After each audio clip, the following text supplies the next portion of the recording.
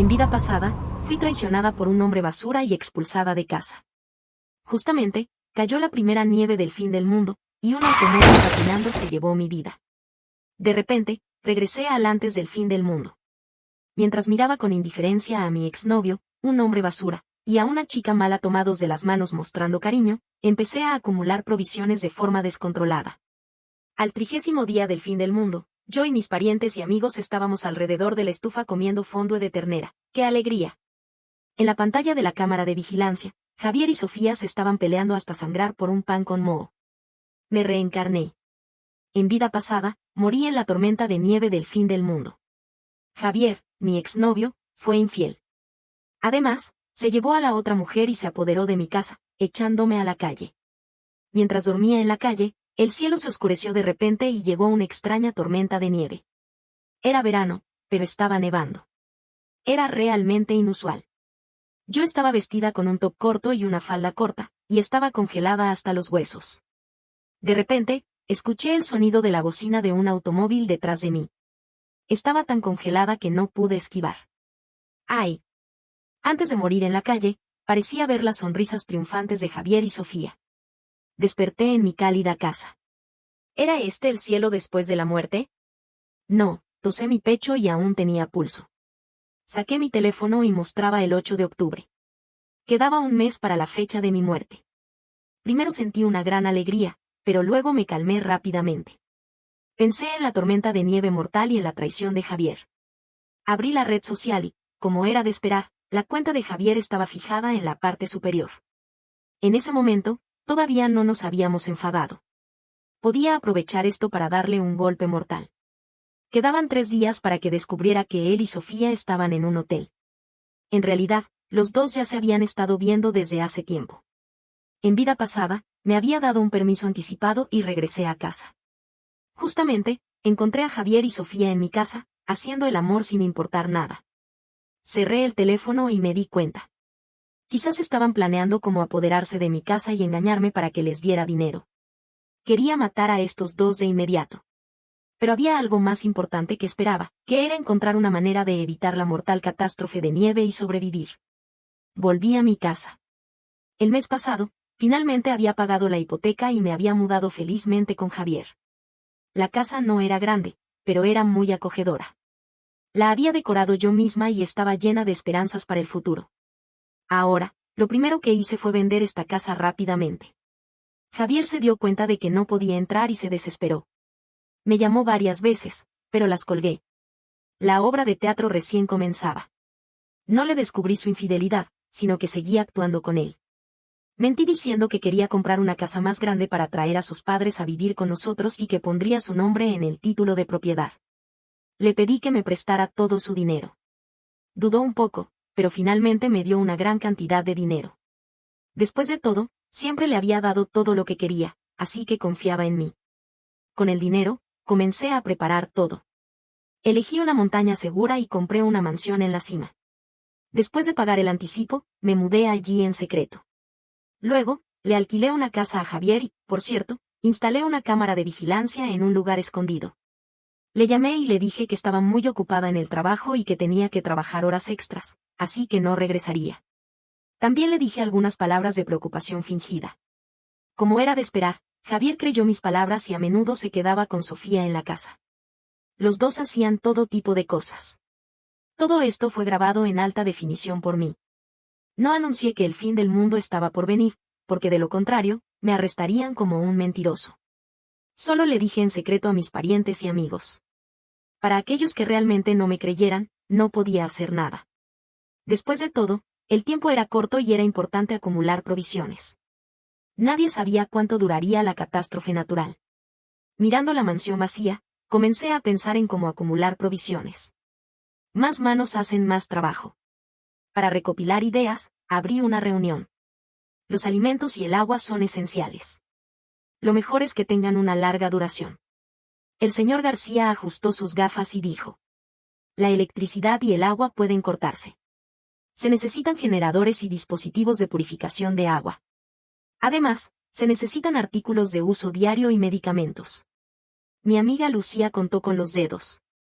Lo mejor es construir un sótano con buena cobertura para almacenar provisiones. En caso de que la casa sea invadida, todavía se puede esconder allí. Mi amigo de la infancia Víctor hizo un gesto. Lo mejor es que sea grande. No olvides los medicamentos. ¿Qué pasa si alguien se enferma? Mi prima Carla, de 10 años, también dio su opinión. Yo integré las sugerencias de todos y agregué muchos detalles y complementos. Luego, comenzamos a trabajar. Se cerraron todas las ventanas de la mansión, dejando solo una para la ventilación, y se instaló el vidrio templado más resistente. Mientras se instalaba el vidrio, me di cuenta con alegría de que la mansión tenía un sótano, así que busqué a unos trabajadores para ampliarlo. Después de un día de trabajo intenso, miré la mansión con los techos de tejas de colores. Cambié todo el revestimiento exterior por ladrillos usados.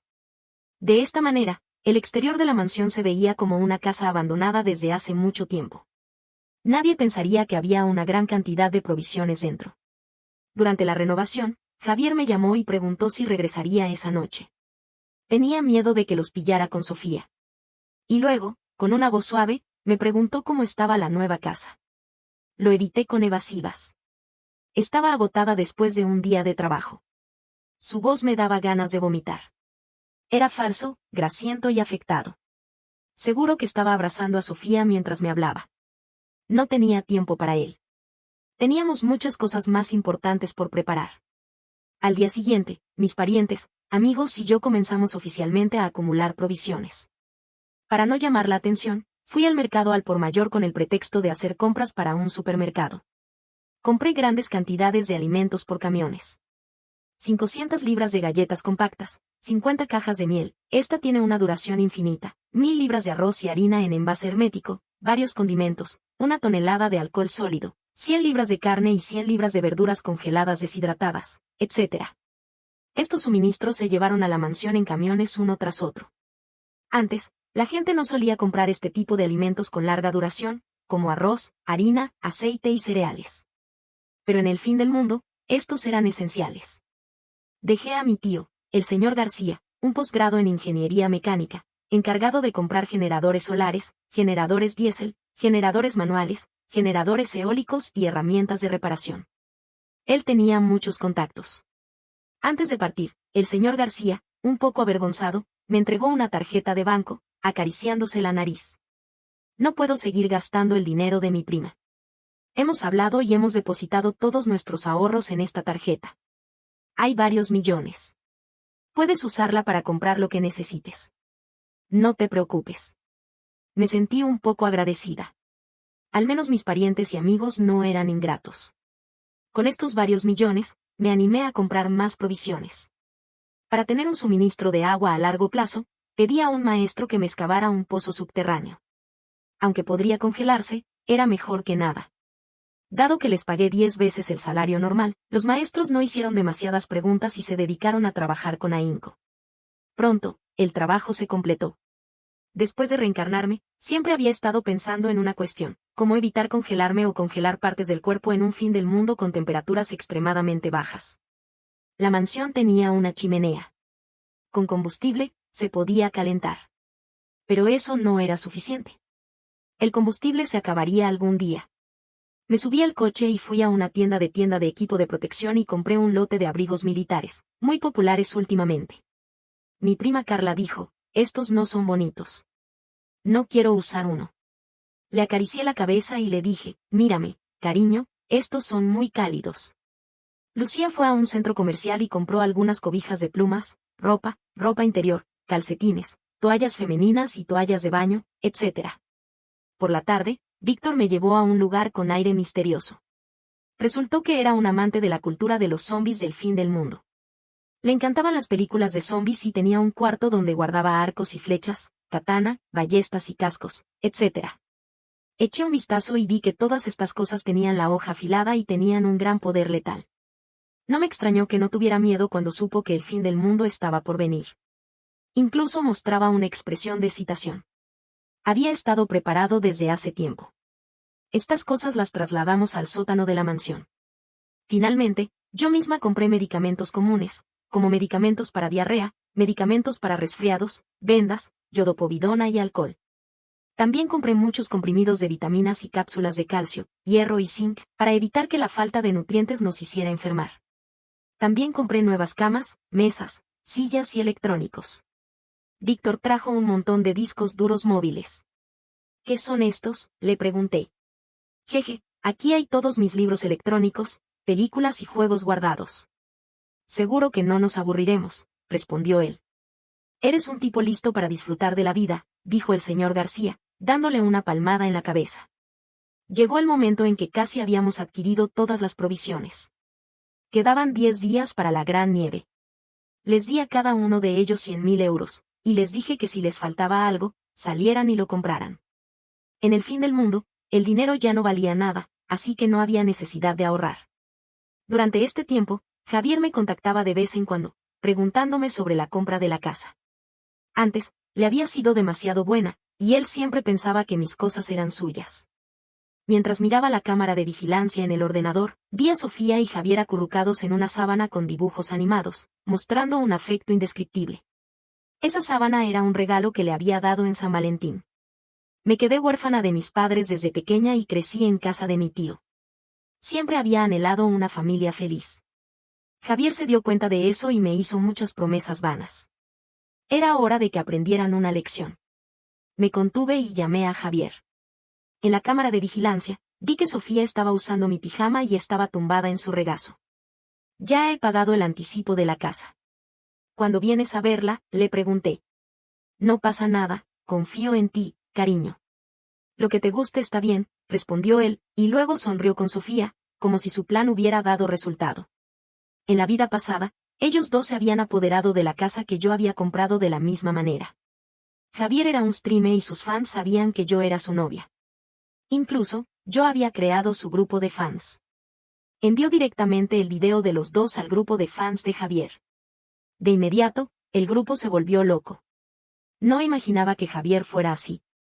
Me he dado cuenta que me he equivocado. Le he dado cohetes antes. No voy a seguir aquí. Me voy y me daré de baja. ¿Puedo recuperar los regalos que he dado? El stream ha fracasado. Me siento engañada. Sin filtro, no se ve nada bien. Necesito limpiarme los ojos. Cuando él se dio cuenta, se encontró ya expulsado del grupo por mí. Pagué un poco de dinero para que el tema tuviera más visibilidad en línea. Ciertamente, causó mucho debate en Internet. Algunos usuarios descubrieron la información de Sofía y se enteraron de que era una universitaria necesitada que yo había ayudado. Los usuarios se indignaron aún más. En un abrir y cerrar de ojos, Javier, el hombre basura, y Sofía, la ingrata, se vieron arruinados y sin reputación. La empresa de streaming de Javier le pidió indemnizaciones por el escándalo. Él tuvo que devolver todo el dinero que le quedaba a la empresa. Esa noche, Javier me llamó apresuradamente. Te aconsejo que publiques de nuevo un mensaje para aclarar las cosas en Internet, o créeme, te demandaré, gritó en el teléfono, furioso. Demanda si quieres, respondí con calma. Para el momento en que me demandara en el tribunal, el fin del mundo ya habría llegado. Además, era la verdad, ¿cómo podía aclararla? Antes eras tan dulce. ¿Cómo has cambiado a ser tan fuerte?, preguntó él. Porque algunos perros no se pueden domesticar, respondí con una sonrisa y colgué el teléfono. De hecho, ayer, mientras ellos no estaban en casa, volví a la casa donde él vivía. Tiré todas las cobijas gruesas y la ropa. Y cambié todos los alimentos en el refrigerador por alimentos en mal estado. Quería torturarlos lentamente en el fin del mundo. Sofía era una universitaria endeudada con el préstamo estudiantil. Sin mi ayuda mensual, no habría podido seguir estudiando. No tenía ni 200 euros. Esa era la razón por la que se apresuró a seducir a Javier.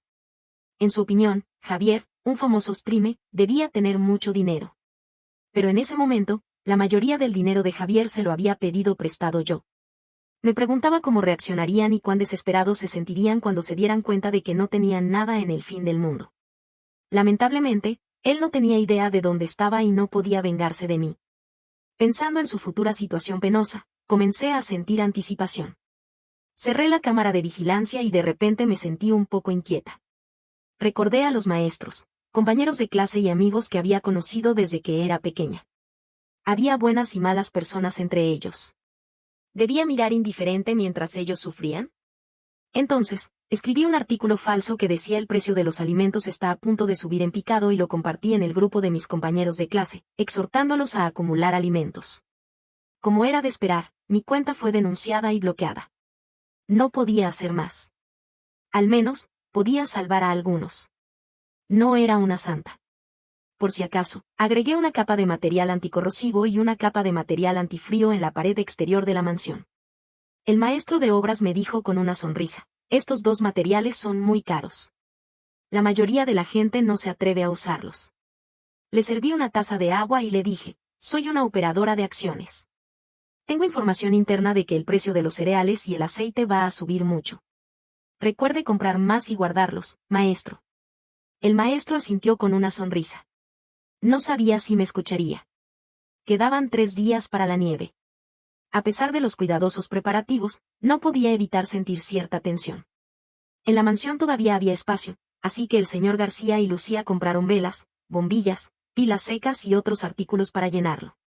Yo cambié todo el diésel por aceite de cocina. En realidad, muchos no saben que el aceite de cocina se puede usar como diésel y tiene un mejor rendimiento, solo que es más caro, así que la gente no lo suele hacer. Agrupar los recursos del mismo tipo nos ayudaría a planificar mejor el uso de los recursos en el fin del mundo. Por ejemplo, el alcohol se puede usar tanto para desinfectar heridas como para iluminar con un mechero. Para evitar cortes de electricidad en el futuro, el señor García cambió la mayoría de los electrodomésticos de la mansión por aquellos que funcionaran con corriente continua. Los aparatos como el aire acondicionado y la lavadora eran demasiado lujosos, así que los tiré directamente. Podíamos calentarnos con mantas eléctricas. Teniendo en cuenta que el generador podía fallar, que nevaba todos los días y que la eficiencia del generador solar era demasiado baja, y que el generador diésel no se podía usar con frecuencia debido a la limitada cantidad de combustible, era mejor ahorrar. Nadie sabía cuándo terminaría el fin del mundo. El señor García modificó un generador manual y lo conectó a una pequeña rueda de agua, convirtiéndolo en un generador hidráulico. Podría generar electricidad utilizando la energía cinética del deshielo de la nieve para mantener la batería cargada. Yo, por mi parte, compré muchos desecantes de sílice, los envolví y los puse en los alimentos para prolongar su vida útil. En cuanto a la carne, elegí latas de carne de primera calidad con una vida útil de 10 años, jamones de quinoa, carne seca de vaca de la meseta y algunos trozos de carne congelada. Estas carnes tienen una larga vida útil y no se echarán a perder en 10 años. En particular, los jamones de quinoa, cuanto más tiempo se conservan, más deliciosos son. Mientras nosotros estábamos acumulando provisiones, Javier estaba desesperado. Se dio cuenta de que las instalaciones de la casa habían sido dañadas, pero estaba sin dinero, y Sofía tenía aún menos. Así que solo reparó algunas instalaciones necesarias con los materiales más baratos. Estaba siendo demandado por la empresa, y incluso cuando salía a la calle, la gente le miraba con desdén. No tenía tiempo para buscarme la revancha. En tiempos difíciles se conoce el verdadero carácter. Sofía empezó a despreciarlo cada vez más cuando se dio cuenta de que no tenía dinero. Finalmente, los dos se pelearon violentamente por una tontería. Yo estaba tumbada en la mansión, viéndolos pelear mientras jugaba a un juego de rol con mis parientes y amigos. Era muy divertido. Si él no me hubiera traicionado y me hubiera perjudicado, quizás lo hubiera ayudado. Pero, por desgracia, no hay sí. Cuando cayó la primera nieve, la gente aún no se dio cuenta de la gravedad de la situación. Una mujer estaba recogiendo las cobijas secadas en el tejado. Mirando la nieve en copos gruesos, sacó su teléfono y tomó una foto relajadamente. Pero no sabía que esa sería la última foto de su vida. Un grupo de niños pequeños estaban construyendo muñecos de nieve y lanzando bolas de nieve con alegría. La nieve les llegó hasta las rodillas y luego hasta los hombros. Finalmente, sus padres los llamaron para que volvieran a casa temprano. Al día siguiente, algunas personas se dieron cuenta de que algo no estaba bien con esta nieve. Intentaron alertar a los demás, pero sus voces se perdieron en el silencio. Se dice que una buena nieve augura una buena cosecha, pero cuando la nieve no para, no es nada bueno. Los cultivos en los campos se congelaron, y los campesinos estaban desesperados. Algunas personas murieron congeladas durante la noche. Lamentablemente, ya no podían subir sus experiencias a Internet. Una pequeña parte de los medios de comunicación sensibles comenzó a informar sobre esto, lo cual era una buena señal, ya que significaba que la sociedad todavía funcionaba normalmente. El trueno de invierno retumbaba, y la nieve caía cada vez más fuerte, como si los dioses estuvieran enojados.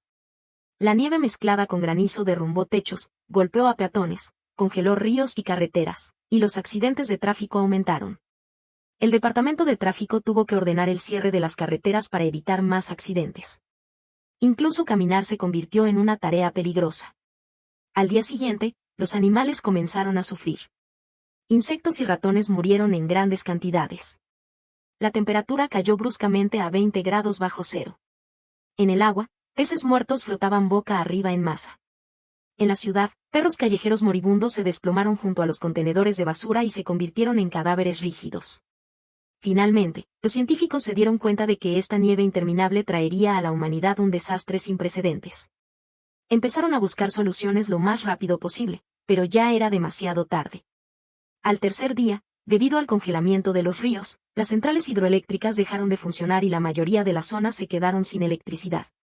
Sin electricidad para calentar, muchas personas murieron congeladas en el frío extremo. Pero esto era solo el comienzo. Las personas congeladas y heridas de congelación fueron llevadas al hospital, pero el hospital también se quedó sin electricidad. Algunos médicos y enfermeras que se mantuvieron en sus puestos murieron en el trabajo, mientras que otros seguían trabajando con cuerpos enfermos. Cada vez más hospitales se cerraron. En el atardecer, el mundo parecía un infierno. La hoz de la muerte no cesaba de cosechar vidas. Las personas que sobrevivieron pensaron que estar dentro de sus casas les protegería. Pero la nieve seguía cayendo y las casas de las zonas bajas se inundaron de nieve. Las puertas ya no se podían abrir, y las familias se quedaron sin hogar y sin vida. La nieve llegó desde la primera hasta la segunda planta. Nadie se atrevía a ayudar a los demás, ya que era como ir a la muerte. En la nieve se encontraban los cuerpos pálidos e hinchados de humanos y animales.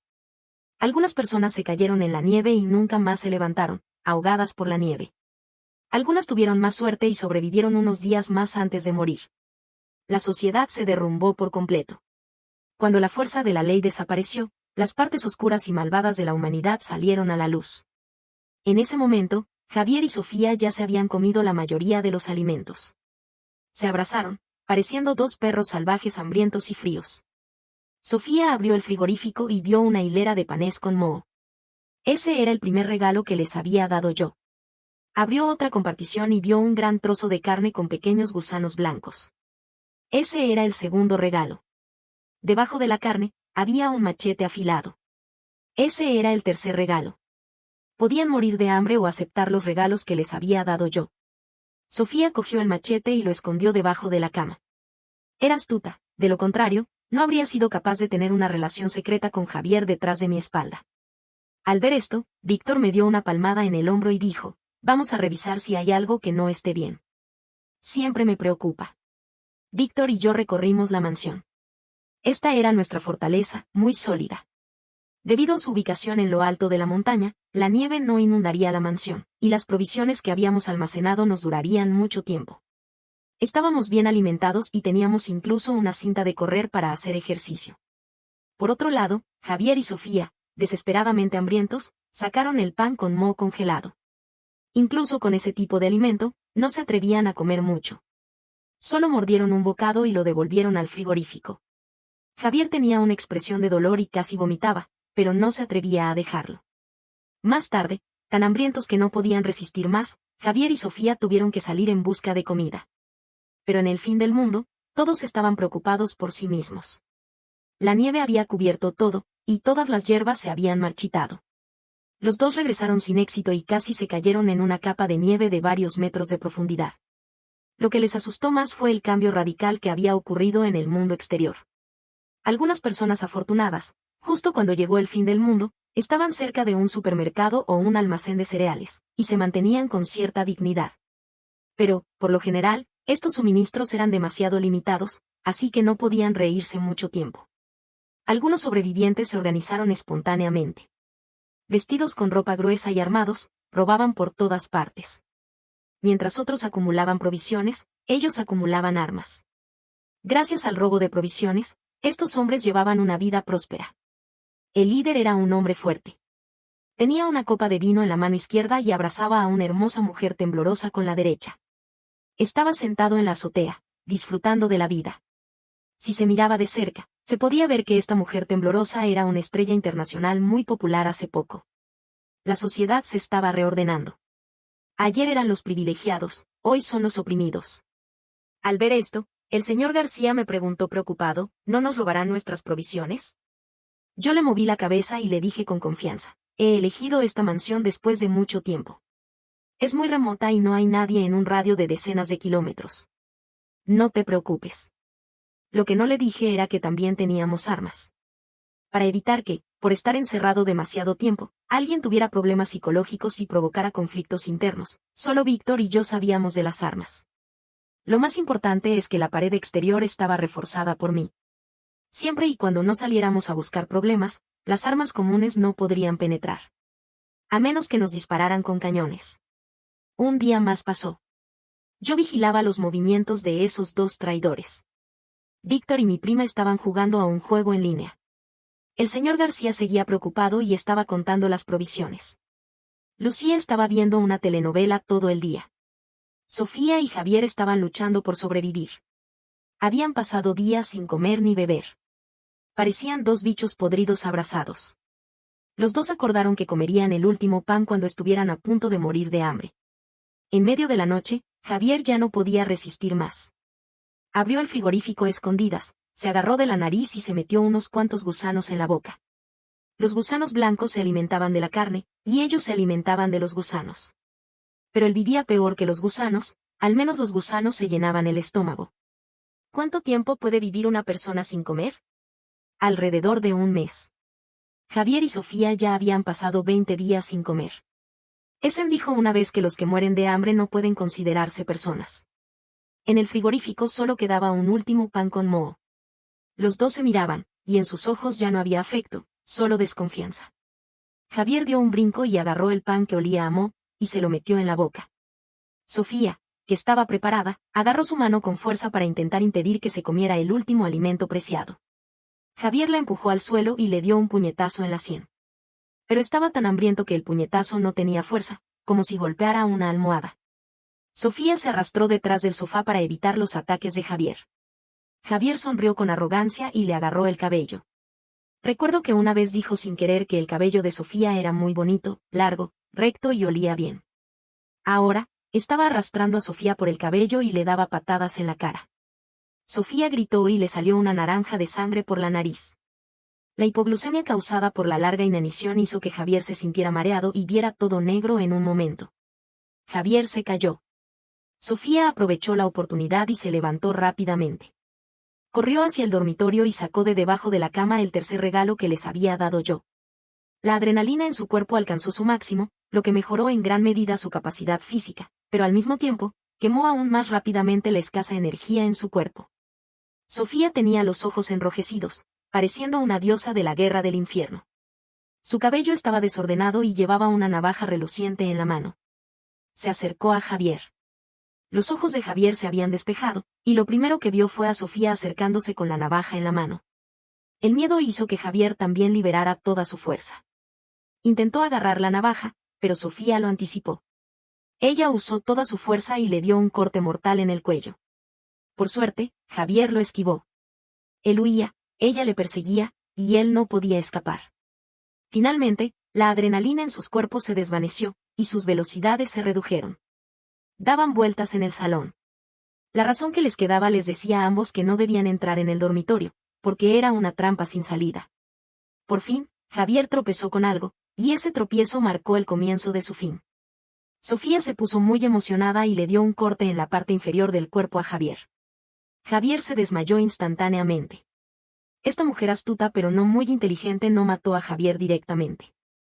Lo ató y le dio un corte en el cuello. Usó todos los recipientes que podía encontrar para recoger su sangre. Era como matar un pollo. Después de dejarlo sin sangre, Sofía cortó el brazo de Javier y lo saló. Hizo lo mismo con las demás partes del cuerpo. En invierno, la carne se puede conservar mucho tiempo. Sofía sabía que había ganado y que podía seguir sobreviviendo en el fin del mundo. Tiró la navaja a un lado y se durmió sonriendo. Estas cosas las supe cuando vi la grabación. Porque en ese momento, estábamos alrededor de la estufa, comiendo fondue. Todo estaba según lo previsto. No decían que estaban muy enamorados. Yo quería que se mataran entre ellos.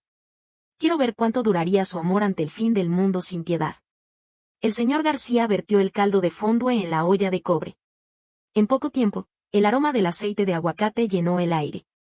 «¡Qué rico huele!», dijo la pequeña prima, olfateando. «Vaya, tacañita». «No puedes esperar», dijo el señor García, pellizcándole la nariz con cariño. Lucía sacó un trozo de carne de res congelada del gran frigorífico y la cortó en finas lonchas. Víctor estaba lavando algunas verduras y bolas de carne. Un cuarto de hora después, todos estábamos disfrutando de la deliciosa fondue. «¡Qué picante! ¡Qué picante!», dijo Lucía, bebiendo un vaso de agua. «Me encanta lo picante», dijo Víctor, sonriendo y cogiendo una bola de carne con los palillos. «Lucía, tómate un respiro antes de seguir comiendo», dijo el señor García, dándole una toalla para secarse el sudor. Los tres nos detuvimos y miramos a ellos dos. «S.R. García, dime la verdad. Cuando empezasteis a salir», pregunté. «Vaya, hermano. Has estado escondiendo tu relación de nosotros», dijo la pequeña prima, hinchando las mejillas y fingiendo enfado. Víctor miró a todos y luego me miró. «Cove. Yo los interrumpí. «Solo os digo una cosa. No os hagáis un bebé aquí. No hay nadie que os ayude a dar a luz». Lucía se puso muy roja de la cara. «¡Qué tonterías!». «No estamos», dijo. El señor García sonrió y dijo, «No te preocupes. No lo haremos». Ya no pude soportarlo más y los mandé a dormir al segundo piso. Estaba enojada porque el señor García todavía tenía tiempo para ligar con chicas en el fin del mundo, y la chica era mi amiga. Y aquí había un niño. Víctor siempre parecía querer decir algo pero no se atrevía. No podía entender la expresión en sus ojos. «Yupi. Tengo una tía», dijo la pequeña prima, cogiendo el controlador del juego y jugando felizmente a un juego individual. Estábamos riendo y riendo, mientras Javier moría en el alquiler, y hasta sus escápulas fueron cocinadas en un caldo por Sofía, la mujer que él más amaba. Esta fue la fondue más satisfactoria que he comido. Incluso en el fin del mundo, nunca dejé de comprobar la situación fuera. Las emisiones de radio y las noticias habían cesado. Solo podía averiguar lo que pasaba afuera a través de las cámaras de vigilancia instaladas antes. Con la llegada del invierno, había icicles colgados de los aleros de las casas. El nivel de la nieve había subido mucho. Muchos edificios altos todavía estaban en pie, y quizás había personas vivas dentro. El grupo de ladrones liderado por el hombre fuerte todavía estaba vagando entre los edificios altos, buscando los cada vez más escasos suministros. La hermosa mujer a su lado ya no estaba. Quizás, como Javier, se convirtió en carne seca. Le dije a todos que no tocaran la nieve directamente en estos días y que el agua que bebieran debía ser purificada estrictamente con el purificador hecho por el señor García. Después de un desastre natural, a menudo viene una plaga. No quería que alguien en la mansión se enfermara por eso. Además, contaba las provisiones una vez al día para evitar que los alimentos se estropearan. El consumo diario de alimentos debía estar dentro de mi plan. Daba prioridad a los alimentos con una vida útil más corta para evitar que nos quedáramos sin alimentos en el futuro. Cada 2 horas, tomábamos turnos para vigilar los alrededores de la mansión con un telescopio, para prevenir que alguien viniera a robar. Las personas que todavía estaban vivas en este momento debían estar organizadas y ser muy fuertes. Era necesario estar alerta. Víctor, Lucía y yo éramos huérfanos que habíamos vivido juntos en un orfanato. Los padres de la prima y del señor García también habían fallecido hace tiempo. Por eso, no solo éramos amigos, sino también familia. Nadie podía ser abandonado por este pequeño grupo.